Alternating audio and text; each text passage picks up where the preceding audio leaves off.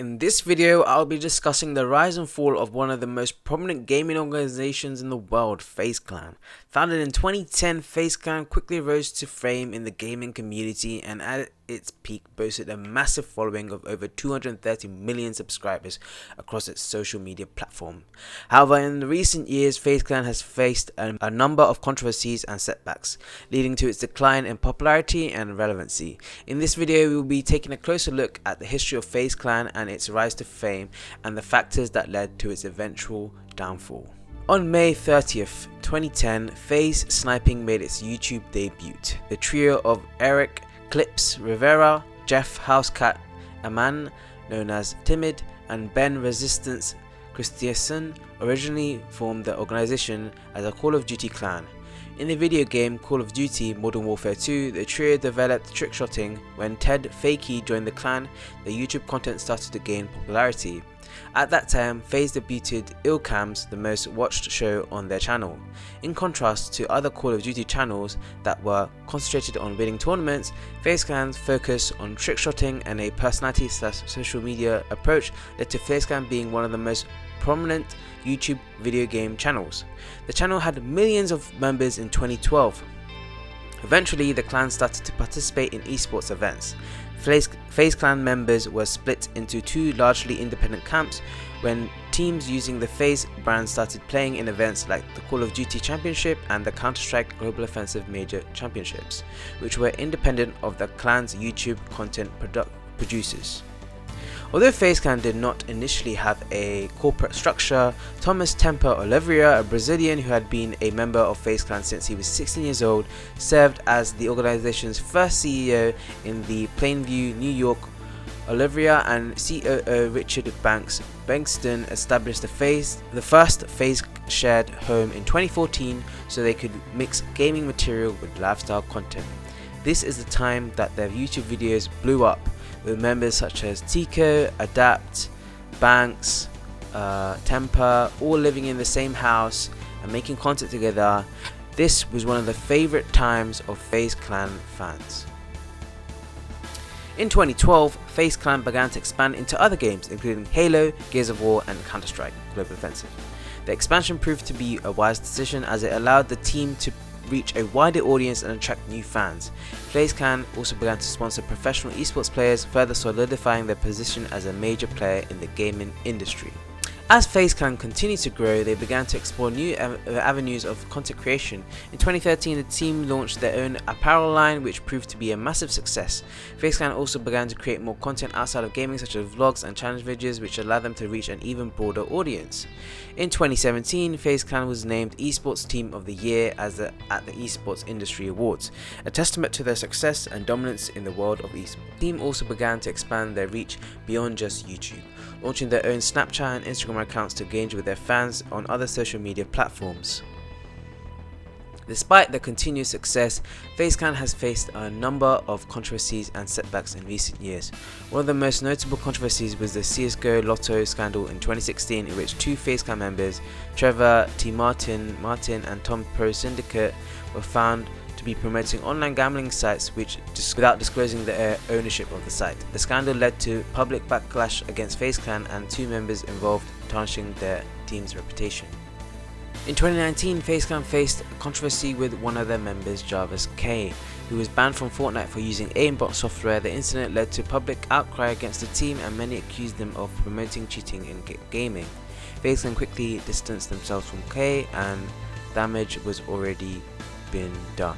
His older brother FaZe K was also kicked out of fazeclan for promoting gambling, for promoting crypto scams, and FaZe K and FaZe Jarvis are no longer in fazeclan, even though FaZe K had been in fazeclan for a number of years. The controversies and setbacks that fazeclan have faced in recent years have taken a toll on the team's popularity and relevance. While they still have a large following on social media, their impact on gaming community has diminished. Additionally, the team has faced financial struggles in recent years with reports of unpaid debts and legal disputes with former members. One of the biggest blows of fazeclan reputation came in 2021 when a lawsuit was filed against the team by a former member, Tifu Turner. In this controversy, Tfue blamed FaZe for severely underpaying him in his contract and demanded that he would get paid more, as at the time he was one of the biggest names in Fortnite competitive. fazeclan received a large amount of backlash from this, and FaZe Banks, who was very close to Tfue at the time, made a public statement to this. But it wasn't all doom and gloom yet. On 20th July 2022, fazeclan went public, which was supposed to be a positive thing. Riley Principal 150 Merger Corp (BRPM), Special Purpose Acquisition Company (SPAC), the combined company had been renamed FaZe Holdings, with shares of common stock and warrants trading on Nasdaq. What this basically meant was that there was more people in power controlling what the clan does than just the public FaZe members, FaZe founding members such as Banks, Temper, Apex, Rug, etc.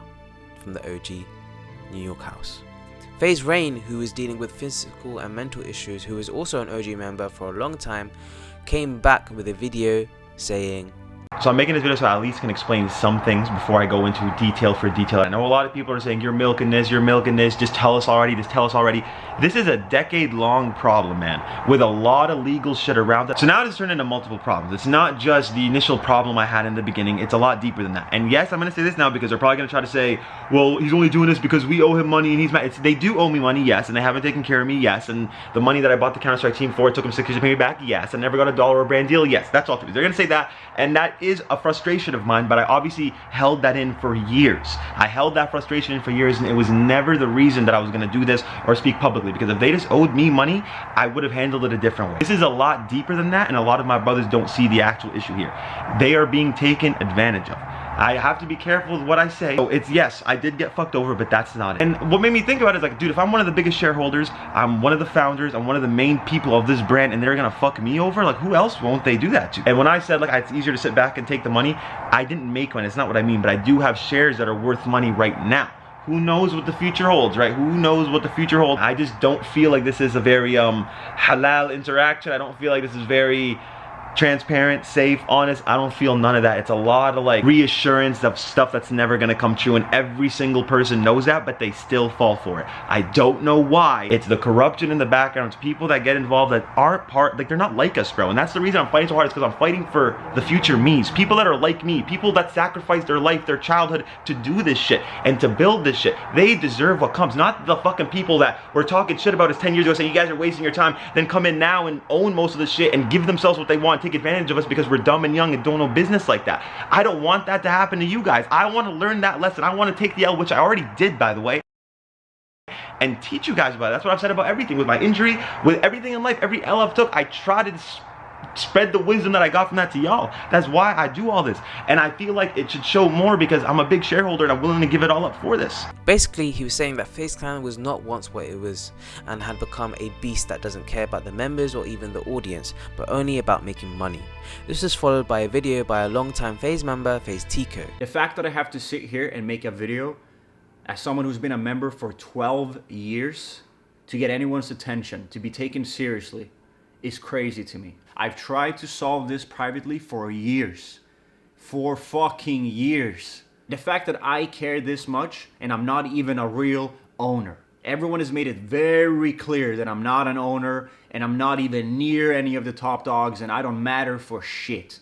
You've showed me over and over and over again that I do not mean shit to you all. How are you gonna be the biggest organization in the world? Leaders in this scene, pushing this scene forward, pushing this industry forward, leading by example, and you can't even take care of your members that's been in for 12 fucking years. I've never claimed to be on Apex, Banks, Tempers, Rain's level, okay? I never claimed to be them. I never claimed to be an owner, a leader, any of that sort, okay? I know my place, and they've made it very sure what my place is. Like, I've never tried to get what they have. I've never tried to be them. Like, trust me, okay? I'm not delusional. It's this leading me on with fake promises, with just lies, and then never owning up to it, always blaming someone else. Do you want to hear something even crazier?